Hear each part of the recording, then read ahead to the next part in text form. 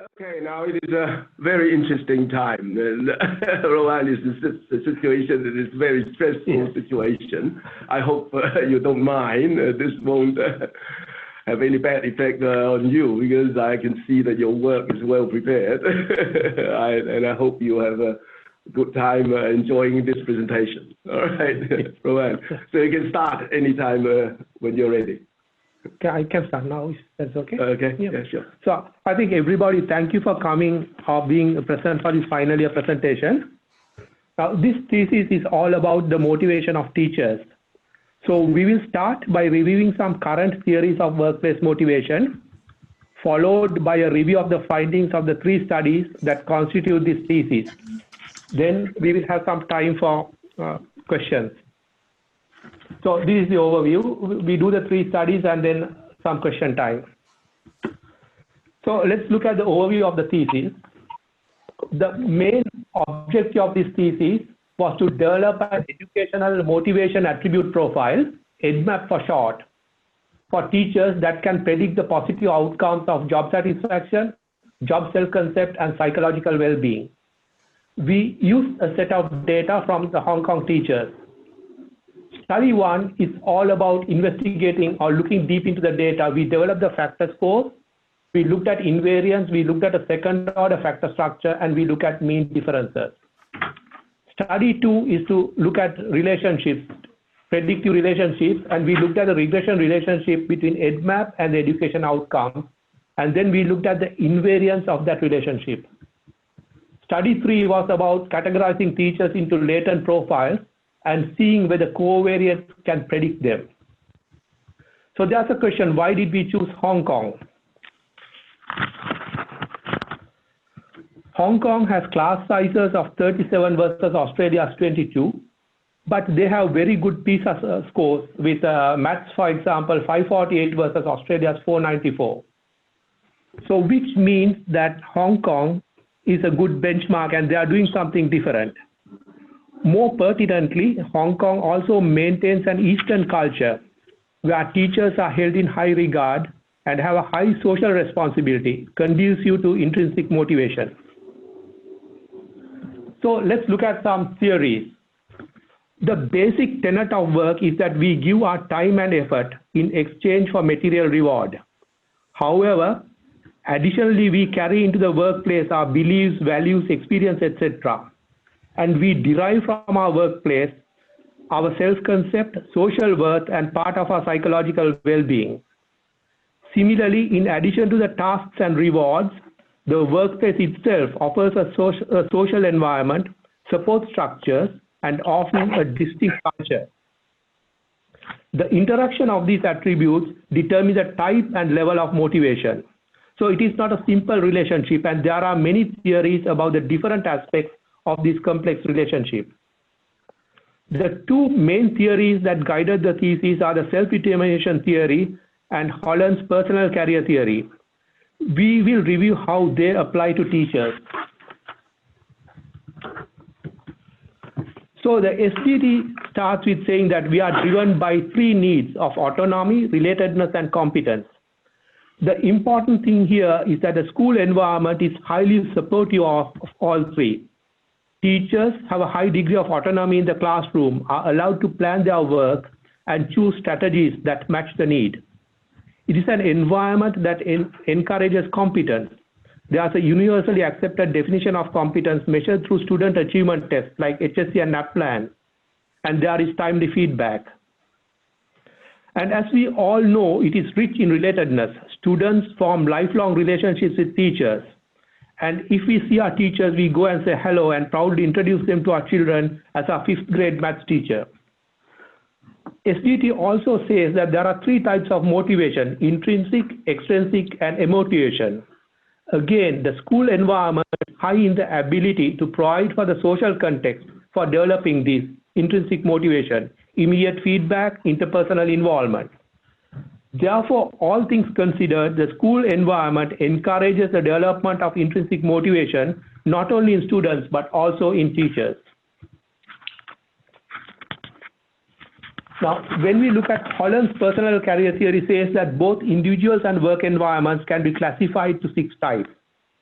The congruence or match in individuals and work environments type is conducive to success. Teaching is classified as a social activity. Teaching attracts and rewards individuals with social personality types, and we expect social attributes to be prominent predictor of good outcomes. So let's look at some of the other theories. I don't intend to go into detail as you're all familiar with them. But what is relevant is that these point to multiple dynamics. No single theory can offer a definitive prediction. Also relevant to this discussion are the additional reasons people choose teaching as a career, such as working with children, continued involvement in education, flexibility especially for young mothers, and the ability to influence others. Researchers have also found that teachers go through a lifespan, starting with a commitment phase, questioning if this is the right career, a phase focused on development, a phase of work-life tensions, and a phase where they are challenged by sustaining commitment. The different factors come into play at different times for the different individuals. And there is also an interesting debate whether the teacher is a sculptor or a gardener, and it's a challenging idea we can examine at question time. So taking these two broad observations, I concluded, or more rather agreed with Professor Marsh, that searching for a global motivation orientation for teachers may be problematic and prone to errors. Hence, the approach of this thesis is to look at a wide range of attributes. So here is a list of all the attributes, and you see it's quite a broad range. But I want to point out two things. So if I take an attribute like autonomy, which is measured by I need freedom to choose my own method of working, is not an innate attribute of the person like his height. It is formed by an interaction of the social identity of the person, of the profession and the work context. An artist's expectation of autonomy will be different from a teacher or even by school context. However, the current value will mostly be relevant to the current outcomes and therefore does not diminish the predicted values. Get rid of that. Yeah, okay. All right, yeah. So we consider the following outcomes of job satisfaction, job self-concept, psychological well-being at work. Here, psychological well-being was evaluated using 5 distinct facets of it, of interpersonal fit at work, thriving at work, and desire for involvement at work. So,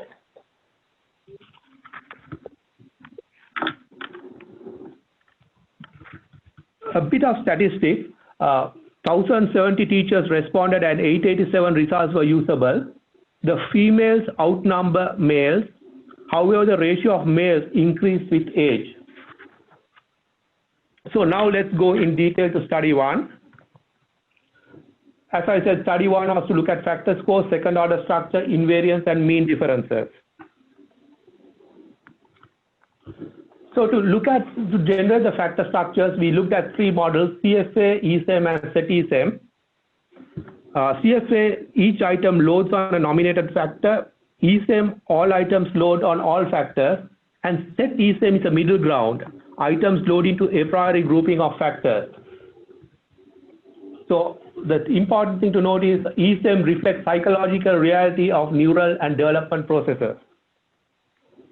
So these are the results. And if you look at it, I have marked in brown the ESEM one. Clearly, ESEM provides the best model fit. In fact, it provides an excellent fit. When we looked at cross-loadings, all of them were relatively small, indicating the validity of the assumption on cross-loadings. Factor correlation from ESEM generated factors were also smaller than CFA generated factors. Here we need to recognize that ESEM represents psychological reality and that cross-loadings are really a result of influence of the factor on the indicator. So all considered, ESEM provided the better outcomes to the more restrictive CFA. And the ESEM factors were used for the rest of the study. However, if grouping variables vary substantially for different items in a manner unrelated to true levels of latent construct, then the observed differences might be idiosyncratic. So we need to establish invariance. The results here are for the 13-model nested framework for invariance, but we focus on the more commonly used 4 models. Model 1 is configurable invariance with the same items across both groups. Model 2 is weak factorial invariance with loadings held invariant. Model 5, strong measurement invariance. And Model 7 is strict measurement invariance. If you look at it, each of these progressively restrictive models produce no significant change in fit. Therefore, we can safely conclude that the measurement model is invariant across gender. We had similar results for age and grades taught. So measurement invariance was well supported. So looking at the second order factors, again, when Professor Marsh used a similar instrument at BHP, he found evidence of a second order factor structure. We investigated the same a priori model for its applicability to teachers. And these are the 6 global variables we have. For example, leadership, we have evaluation, decisiveness, persuasiveness, leadership, and emotional control. The second order factor structure was evaluated using 6 sets of models. So we have the CFA set and the ESM set. And in each approach, the hierarchical model, the global factor sits on top of the first order factors. In other words, the first order factors mediate between the items and the global factor. In the bifactor model, the global factor directly influences the items. Here, the interpretation is a bit tricky. The general rule of thumb for nested models is that the decrease in fit of less than 0.01 supports the parsimonious model. However, some indexes have parsimony penalties.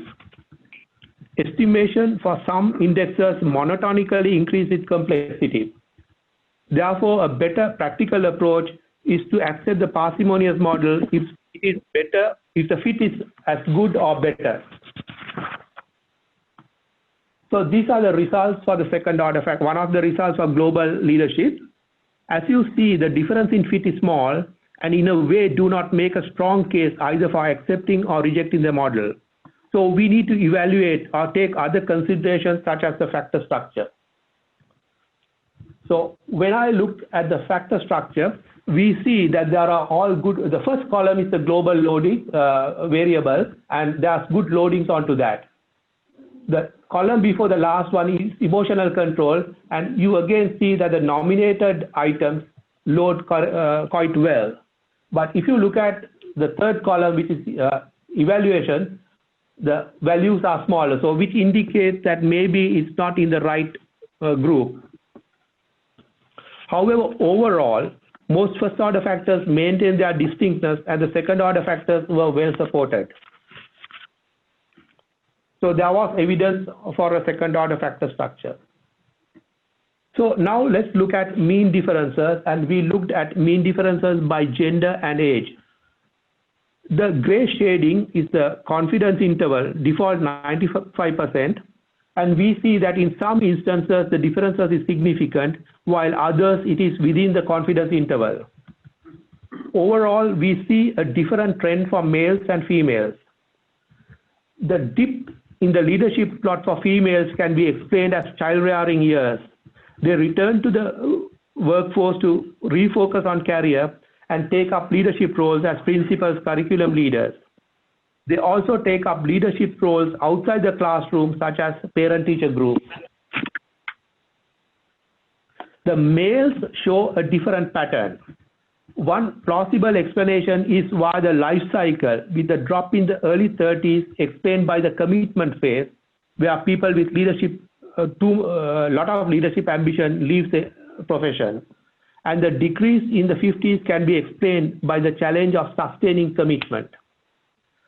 But what is important to acknowledge here is that we do not see the result of a single dynamic, but the result of multiple dynamics of what happens inside and outside the school, and possibly a spillover of personal life to work life.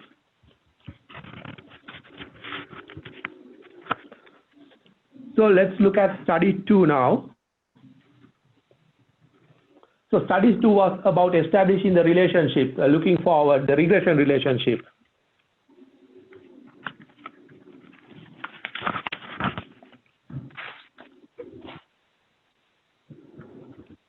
So these are the results, and we have beta coefficients here, and because both the input and the output variables are normalized, we can consider them as standardized beta coefficients. Now, each cell has its own theory, and the insights to the dynamics can be obtained by comparing the rows or by comparing columns. So if we look at leadership, for example, then a teacher who thinks that I can keep the group working together is one who would have a higher score of leadership. And he would also have high beta coefficients with self-concept, indicating that they are more confident about, I am good at my job. They feel that they are thriving at work, and they have a higher desire for involvement at work. So if you take the next row, emotional control also follows a similar pattern. On the other hand, if we analyze planning, a person who believes that they have a planned approach to activities has a high beta coefficient for job self-concept and for the feeling of competence, but low coefficients for the feeling of thriving at work and a low coefficient for the desire for involvement at work. So the two comparisons allows us to have some insights. So now if we take a column view and we look at the column called interpersonal fit at work, we find that the high beta coefficients are for the attributes that are personal attributes or interpersonal attributes. So behavioral flexibility, consultation, and group sociability have higher values of 0.61, 64, etc. So overall, the EdMAP provides plausible and useful predictions. So next, we look to see whether that relationship or predictive relationship is invariant by gender or age. And there are many ways we can do that. We can compare models with and without interaction effects, or we can model each group separately and compare, or we can have nested models. In this example, I have shown you a nested model, and we see that persuasion has two significantly different beta values for job satisfaction. On the other hand, consultation has very similar beta values and similar p-values, indicating that consultations are behaved more or less the same way across the genders, but not persuasiveness. So overall, the predictive relationship was not invariant by gender, and also when we investigate the relationship with age, we found that it was not totally invariant. So in conclusion, some factors relate more closely to the outcome than others, and the relationship is both gender and age dependent. And reading other literature, it is not a surprise.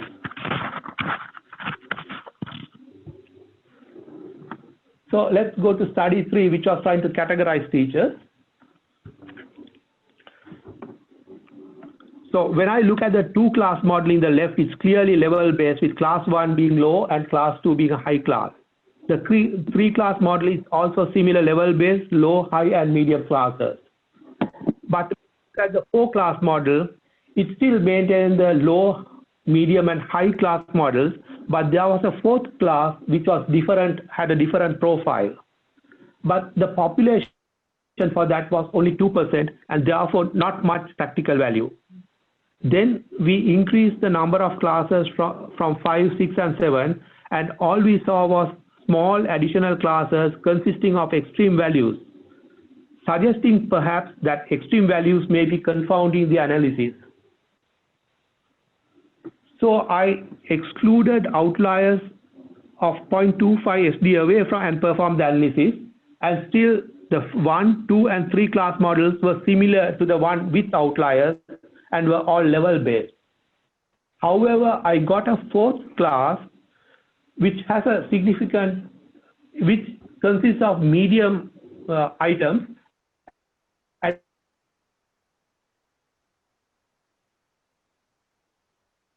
is significantly different from the class 3. So there's a profile-based change.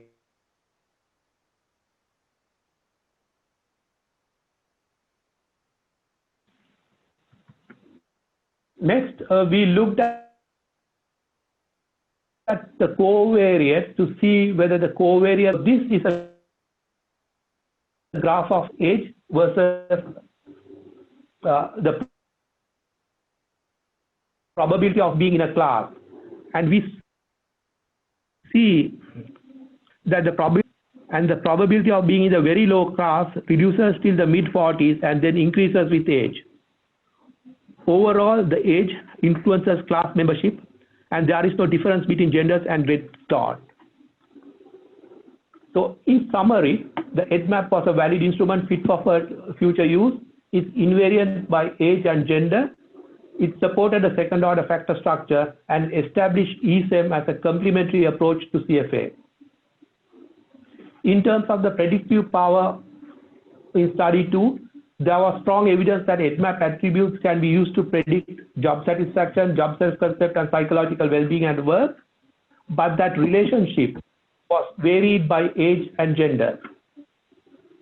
When we looked at latent profiles, all the profiles were mostly level-based, and the probability of being in certain categories changed with age. So coming out of this study, what we need to look for the future is to look at or compare with other countries and other professions. Then there's an opportunity to look deeper into the age and gender dynamics.